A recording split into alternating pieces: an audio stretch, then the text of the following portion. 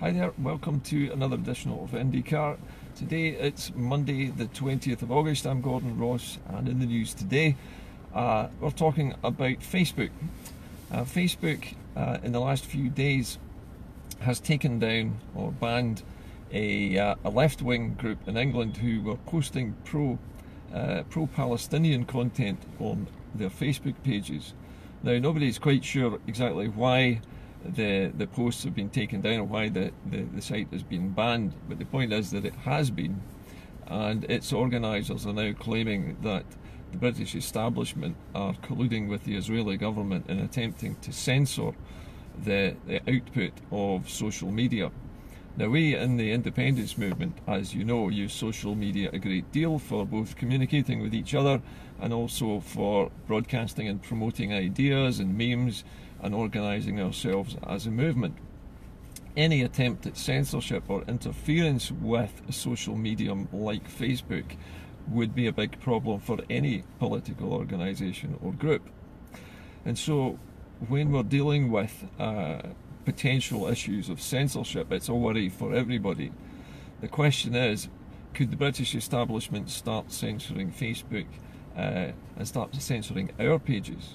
For example, could I be shut down or removed from Facebook because of the content that I include in my show? Well, I don't really know. Frankly, I'd be surprised if they could, because nothing I transmit is in any way inflammatory or anti-anybody or pro-anybody. We are, or I am, simply trying to bring facts to people and some analysis of the situation that we face in the days prior to each broadcast, and try and make some sense out of what's going on.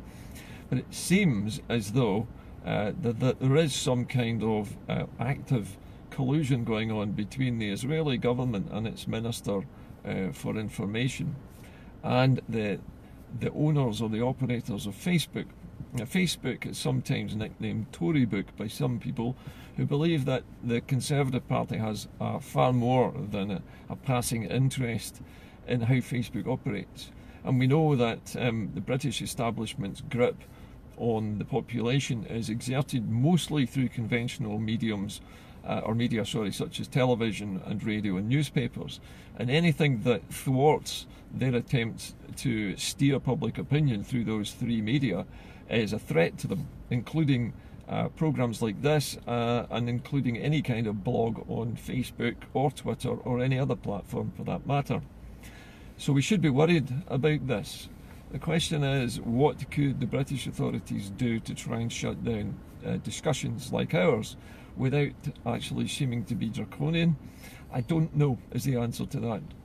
If anybody knows of any interference or people being shut down, then let me know. I have heard one or two people who've had consecutive bans by Facebook. I know Wee Scribbles is subjected to this on a regular basis by Facebook. He keeps getting banned, suspended, put in Facebook jail, and other pro-independence campaigners have suffered similar experiences. At the moment, we haven't seen concerted efforts to shut down larger pages such as Wings, except obviously when the BBC had a go at it. So they're obviously probing the edges of the social media at the moment to see how much influence they can exert over it and get away with. And we've now seen that, or they have now seen that blogs and sites such as Wings Over Scotland are quite happy to defend themselves in court against the likes of the BBC or any attempt by the British state to interfere with our right to free speech. And something that we all have to worry about is defending that at all times. Be on your guard for unfair suspensions and report them. Actually give me a shout. Let me know how many instances there have been of suspensions, people being banned for no apparent reason or having difficulty getting access or being denied access to their Facebook pages, because I'm sure it happens. The question is, how much does it happen? How bad is this problem at the moment, and is it getting worse? Frankly, I don't know the answer to these things. I've had some problems in the past with my own site, mostly based on interference from outside sources, other people in the local area, but not actually directly through Facebook as yet, and I'm hoping that it doesn't happen. Okay, in other news today, that there has been an awful lot of what would you say, silly season stories around recently, including the one I was telling you yesterday about the Queen Elizabeth aircraft carrier, which has sailed or is sailing across the Atlantic to America to be trialled there for some reason. And I made the assumption that it might be because the planes that were supposed to be delivered to us for use on that aircraft carrier are still over in America somewhere. It might be that they have to be tested on the flight deck before they can be delivered.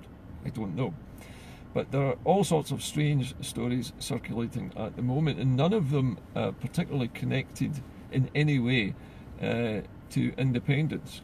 But what we can see, and what we've been continuing to do, is to keep the process of marches going throughout the summer. And because of the lack of other kinds of news around at the moment, it's much more difficult for mainstream media to ignore 16,000 people marching through one of our biggest cities like Dundee.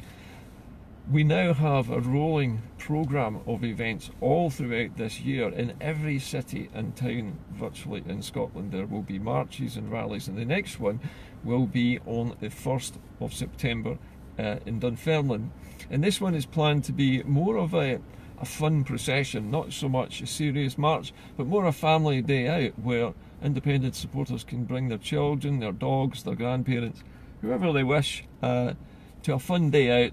There'll be a procession down the main street to the park in Dunfermline, where there's going to be a large rally with music, festivities of all kinds, face painting, you name it. So we're aiming for a fun atmosphere, not a march in the true sense of the word. This is much more about family. This is much more about demonstrating people's commitment at all levels and all ages to the cause of turning Scotland back into a normal country again from where it is at the moment. In addition to that, I will be speaking with Paul Kavanagh and also with Keith Brown, the Deputy Leader of the SNP, at an event in Penicuik Town Hall on the 13th of September in the evening at 7:30. There will be more information about this later on, but Keith Brown, as you're probably aware, has recently been made the Deputy Leader of the SNP, and he has been tasked with both helping to lead the independence movement and helping to steer it, as well as running interference and debunking the mythology that is put out by both the BBC, the mainstream media, and the anti-independence establishment in general. And to do that, Keith has actually created a fact-checking page where people can go to look and see what the truth is, as opposed to what the British media is actually presenting us with. So I look forward to meeting Keith on the 13th. Every one of you who watches my show probably will know of Wee Ginger Dog. Will definitely have read Paul Kavanagh's daily column in The National. And Paul, in my opinion, is probably one of the funniest and most entertaining independence campaigners I've ever met. He's a very funny man, very witty man, and if you read his column every week, I'm sure it will provoke a laugh or two as well. But the three of us on stage for the first time together in an open panel, in an open public forum, is a first for me. I've never spoken with a panel consisting of a top MSP and deputy political leader and Paul Kavanagh. I've never done that before, and I also think, I might be wrong, but I think we've also got the leader of the Scottish Socialist Party as well. His name escapes me for the moment. I've got a terrible memory today. But anyway, we've got a great lineup. All I'm saying is it's going to be a great lineup. And if my memory's wrong and I've got a few faces and names wrong, I do apologise. But the main thing is, turn up in Penicuik on the 13th at 7:30, and hopefully you will have a good evening. Bring friends along who are not necessarily yes voters, and ask them to come with questions. Ask us questions. Ask us the difficult questions so that we can answer them. Questions about currency, questions about what happens to us in the EU. These are the sorts of things that people want answers to. And these are the kind of questions that both Keith Brown, myself, I think, I'm trying to remember the name of the guy who runs the SSP now since Tommy Sheridan broke away. I think his name is Colin Fox. Maybe somebody correct me. I think it's Colin Fox might be on this panel as well. Forgive me. organisers if I've got the names wrong, but I think it's Colin Fox. But anyway, whoever turns up on the day, please come along with questions, because we all like to deal with these difficult questions and try and come up with some answers for you, because there are answers. And the nice thing about Keith Brown is he has the answers directly from the horse's mouth, as it were, directly from the leadership of the SNP. He can answer questions that I simply would be guessing about. So I think it's going to be well worth a visit on the 13th to Penicuik Town Hall. So come along, make your presence felt, bring as many no voters with you as possible, and let's let them hear the truth for a change. Let's get them along to reconsider their no vote in light of what's happening with Brexit, and in light of what is happening in Scotland now with our annual running in profit as usual, and our £2 billion trading surplus, unique in the whole of the UK, our exports climbing, our growth rate twice that of the UK. All of these things, we need to make these points to voters who are reconsidering their no votes. So I'm hoping that as many previous no voters will come along as possible. And invite everybody to come along, not just yes campaigners. We want people who are uncertain, who are thinking about changing their minds, to come along and listen and hear the answers to their questions, and also hopefully have some concrete answers to their questions. Anyway, I have to go, but I look forward to talking to you tomorrow as usual. When you want to correct me for the obvious mistakes in today's broadcast, you know where to find me.